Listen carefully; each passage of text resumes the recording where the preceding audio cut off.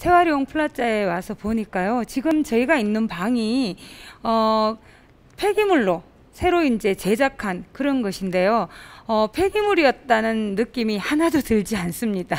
그래서 너무나 놀랐고요. 또 아까 이 프로그램이 진행되기 전에 제가 여기를 좀 공간을 둘러봤는데 요새 한 걸그룹에서 한복을 공연할 때 입고 나와서 굉장히 선풍적인 인기를 끌었는데 그 한복도 사실은 버려진 그런 어떤 재료를 한복으로 재탄생시켰다고 하더라고요. 그래서 정말 폐기물이 그냥 버려지는 것이 아니라 새로운 어떤 가치와 또 디자인을 입혔을 때 새롭게 이렇게 살아나는구나, 그걸 경험을 했었는데요. 이런 것을 포함해서 지금 환경 문제, 특히 이제 지금 저희가 이렇게 여러분들을 만나 뵙는 것도 이렇게 온라인상으로 만나 뵙게 된 게 코로나 때문이죠. 모두 아시는 것처럼. 그래서 사실 저희가 여기 오는 분들이 대부분 다 일회용품이 아니라 면으로 된 또는 뭐 리넨으로 된 그런 마스크를 끼고 왔다가 이 방송 때문에 하는 수 없이 지금 이 플라스틱 마스크를 끼고 있긴 한데요. 여하튼 우리 삶이 이런 코로나19를 비롯해서 기후변화 이런 문제하고 마주치면서 더 이상 예전과 같은 그런 삶을 지속해서는 곤란하다. 이제는 정말 변화가 필요하다. 그런 관점에서 제가 그 준비해온 자료를 함께 살펴보도록 하겠습니다. 일단 코로나19가 아직도 진행 중이기 때문에 우리에게 무엇이었고 무엇을 남겼나라는 저런 과거형을 쓰는 것이 사실 적절하지 않은 것 같습니다. 지금도 진행 중이고 앞으로 또 우리가 추석을 앞두고 있는데 다시 한번 더 코로나가 확산될 우려가 굉장히 높죠. 그럼에도 불구하고 이제까지 이제 코로나19를 우리가 경험하면서 특히 이제 세계적으로 우리나라가 많은 칭찬의 대상이 되었다는 거 아마 여러분들께서도 기억하고 계실 것 같아요. 그래서 결국 제가 이 코로나19가 우리에게 무엇을 어떤 교훈을 줬나 이 말씀을 미리 들고 나온 건 뭐냐면 제가 볼 때 이 코로나19가 발생한 원인에 대해서도 우리가 깊이 있게 천착을 해야 되고요. 그 다음에 그것에 맞서서 대응하는 과정 속에서 우리가 또 보여줬던 그런 모습들이 우리가 환경 문제를 맞닥뜨린 이 상황에서 그런 어떤 그 대응의 역량들, 노력들 이런 것이 연계가 돼서 우리가 새롭게 우리 삶을 추스려 나간다면 아직은 여전히 희망이 있다. 이 말씀을 드리기 위해서인데요.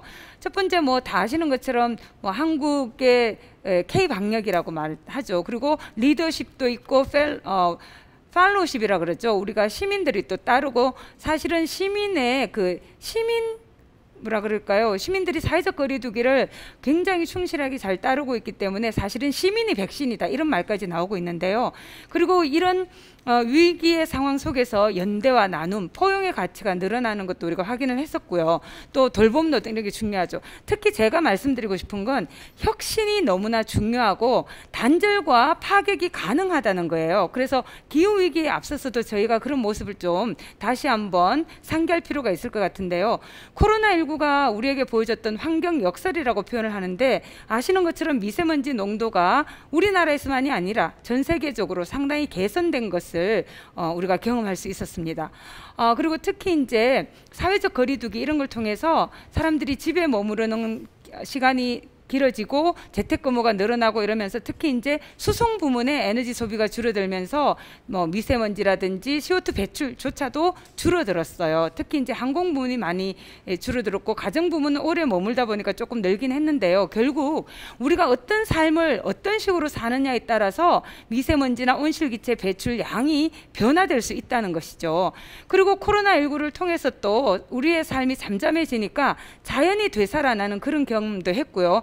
그렇지만 또 유감스럽게 개도국에서는 상황이 안 좋아지면서 밀렵이 증가하는 그런 모습을 보이기도 했고 지금 아마 우리 사회적 거리두기 2단계, 특히 최근에는 2.5단계라고 불리는데 이런 활동 속에서 경제가 너무나 위축되는 그런 경험을 하고 있습니다. 그래서 환경 문제 또 전염병을 비롯해서 이런 것에 어떻게 대응하느냐가 경제 활동에도 치명적인 영향을 미친다는 거죠. 그래서 지금 뭐 코로나 이후의 시대는 우리가 어떻게 가야 될 건가 그 문제를 많이 이야기하는데 저는 결국은 생활 양식 방식의 변화가 필요하다, 이런 말씀을 드리고 싶은데요. 우리가 코로나19의 위기에 대해서 많이 이야기하지만 막 이런 두 개의 그 사파가 굉장히 지금의 상황을 잘 보여주는 그런 사파로 많이 이제 회자가 됐었는데, 왼쪽 그림을 보면은 우리가 지금 코로나19와 막 싸우고 있지만 뒤에 기후변화라는 더 큰 거인이 지켜보고 있다는 거죠. 아래 같은 경우에는 그 우리가 코로나19의 파도를 넘고 있는데 그 와중에 경기가 침체되는 그런 어떤 위기적 국면을 경험하는데 더 큰 파도가 몰려오고 있다. 그게 바로 기후위기다, 이렇게 이야기를 하죠. 지금 기후위기를 야기하는 원인 물질은 온실기체, 온실가스라고 이야기를 합니다. 그리고 이 온실가스는 사실은 화석연료와 같은 그런 에너지 소비에서 발생하는 게 가장 크고요.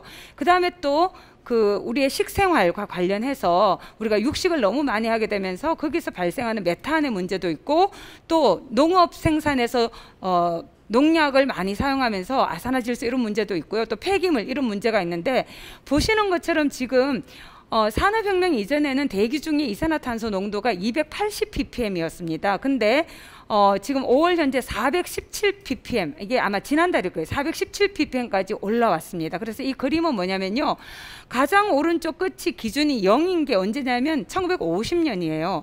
그 이전에 80만 년 전까지는 300 ppm을 넘은 적이 없었지만 50년 이후에 제2차 세계대전 끝나고 나서 산업화가 전 세계적으로 확산되면서 기하급수적으로 지금 CO2 농도가 증폭된 걸 볼 수가 있습니다.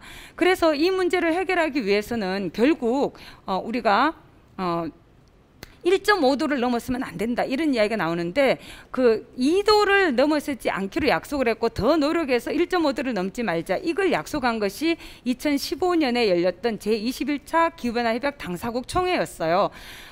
사실 2도씨가 넘어가면 기후위기가 어떤 방식으로 진행될지, 얼마나 강력하게 진행될지 사실 예상하기가 어렵습니다. 그래서 1.5도로 묶어야 된다, 이런 말을 하는데 1.5도만 되더라도 생물종의 소실을 우리가 경험하고 그로 인해서 발생하는 다양한 생명의 위협이라든지 재산의 손실이라든지 뭐 너무나 많은 그 경제 상황의 변화라든지 이런 변화에 우리가 직면할 수밖에 없습니다. 1.5도 목표를 달성하려면 2050년까지 순제로라고 표현을 해요. 배출하는 것과 흡수하는 것을 플러스 마이너스해서 0이 되도록 해야 된다, 이렇게 이야기하는데, 사실 2050년이 그 문제가 아니라 바로 우리가 10년 뒤인 2030년까지 2010년에 배출했던 이산화탄소량의 45%를 감축을 해야지만 2050년까지 순배출 제로로 갈 수 있다는 거죠. 이렇게 하기 위해서는 우리의 에너지 소비나 이런 자원 소비를 줄이면서 재생 가능 에너지 이용을 늘려야 되는 것이 우리가 가야 될 길입니다. 그래서 지금 특히 이제 우리가 현재 경험하고 있는 코로나19 위기하고 사실은 기후 위기 연결이 되어 있습니다. 아까 기후 위기가 뭐 화석연료 연소나 다양한 그 원인을 말씀을 드렸지만, 또 하나의 그 중요한 원인은 뭐냐면 산림 면적이 축소되는 것인데요. 산림 면적이 축소가 돼서 이 CO2를 흡수할 수 있는 저장 역할을 하는 산림이 많이 없어지면 더욱더 그 온실 기체가 늘어나서 기후 위기에 직면하지만, 기후 위기로 인해서 산불이나 홍수나 가뭄이나 사막화 현상이 발생을 하면서 산림 면적이 또 축소되는, 그래서 서로가 상호작용하는 관계에 있습니다. 지금 최근에 우리나라가 장마를 경험을 했는데 54일 동안 지속이 돼서 이게 최장 기간이었다 그러고요. 지금도 지금 연이어서 태풍이 계속 올라오고 있죠. 그리고 기후위기하고 이 전염병 증가가 또 영향을 주고받는 게 뭐가 있냐면요, 전염병이 늘어나기 때문에 우리가 일회용품을 지금도 많이 사용하고 있는데 이런 것이 다 폐기물입니다. 그래서 이걸 처리하는 과정에서 또 메탄이 발생하고 CO2가 발생을 하고 에너지가 투입이 되는 거죠. 그리고 기후위기가 심화되면 전염병이 또 늘어날 가능성이 굉장히 높습니다. 왜냐하면 바이러스나 병원균 같은 것의 활동성이 늘어날 수 있고, 지금 영구 동토층에 있었던 그런 그 바이러스나 균이 지금은 그 안에 얼어있는 상태로 있다가 이게 해동이 되면서 나올 수가 있거든요. 그리고 산림 면적이 축소된 것이 전염병 증가에 영향을 미치는데, 왜냐하면 인간과 야생동물의 거리, 이격거리가 자꾸 좁아져서 그렇습니다. 그래서 이 모든 게 지금 서로 연결돼서 작용을 하고 있어요. 그래서 이 이 이후에 우리가 가야 될 방향이 바로 기후위기를 극복하는 방향. 그래서 이제 새롭게 나온 게 그린 뉴딜이라는 것이죠. 제가 오늘 그린 뉴딜에 대해서는 자세하게 갖고 오지 않았는데, 결국은 우리가 코로나 위기, 경제 위기, 기후 위기, 이 3중의 위기를 해결할 방법이 바로 그린 뉴딜이다, 이렇게 제안이 되고 있습니다. 이 기후변화 같은 경우에는요, 우리 삶에서 정말 중요한 3대 요소를 식량, 물, 에너지, 이렇게 해서 영어로 그것만 따서 웹프라고 이렇게 부르는데, 이 세 가지의 요소와 기후변화가 다 연결이 되어 있어요. 식량을 생산하려면 물도 필요하고 에너지도 필요하고, 그렇지만 그 과정에서 이것을 많이 사용하게 되면 CO2가 배출되면서 또 기후변화가 심화되고, 기후변화가 심화되면서 식량, 물, 에너지 공급이 또 굉장히 그 문제를 야기하게 되고, 이런 상호 연동되어 있는 관계 속에 우리가 놓여 있습니다. 그래서 아까 말씀드린 것처럼 코로나19 이후에 그린 뉴딜이 등장을 했는데, 왜 그러냐? 이 경제 위기, 경제 그 침체 국면에서 새롭게 경기를 부양해야 되는데, 이제는 더 이상 예전과 같은 그런 회색 경제 성장은 더 이상 안 된다는 거죠. 그래서 코로나19에는 그린 뉴딜, 새롭게 경기를 부양하더라도 그게 환경 친화적이라야 되고, 기후 위기를 야기하지 않고 오히려 기후 위기를 완화시키는 방향으로 가야만 한다는 거죠. 그리고 앞서도 잠깐 말씀드렸지만 코로나19와 기후위기는 굉장히 많이 유사성도 있는데요. 발생이나 영향이 지구적인 규모라는 것도 있지만, 이런 위기가 발생을 했을 때 가난한 사람들, 사회 경제적 약자가 훨씬 더 심각한 위기적 상황에 놓인다는 그런 공통점이 있어요. 그래서 기후위기가 심화되면 훨씬 더 그런 상황들이 아주 열악한 형태로 전개될 가능성이 굉장히 높습니다. 그래서 아까 말씀드린 대로 코로나19로 인한 경제위기, 기후위기, 불평등위기, 이 3중의 위기를 동시에 극복할 수 있는 방안이 바로 새롭게 등장한 그린 뉴딜의 배경이 되고 있습니다. 그래서 이런 상황에서 그러면 우리 시민들은 어떤 실천을 할 수 있느냐? 사실 그린 뉴딜은 정부 정책입니다. 이게 역사적으로 뉴딜이라는 것 자체가 정부의 투자 정책이 바뀌는 거였죠. 재정 정책이 바뀌는 거였고, 그런 정부나 기업의 역할이 있는 반면 시민들이 또 변화되고 해야 되는 역할이 있습니다. 제가 여기에서 크게 4가지 정도를 말씀을 드리려고 하는데요. 첫 번째는 자발적으로 좀 소박하게 살면 좋겠다. 생활 속에서 실천하고, 생활 속에서 우리가 이제까지는 에너지를 소비하는 소비자로만 머물렀다면 이제는 생산자로 탈바꿈할 필요가 있다. 되도록이면 단순하고 소박하게 살면서 폐기물도 덜 배출하고 에너지도 덜 소비하는 거죠.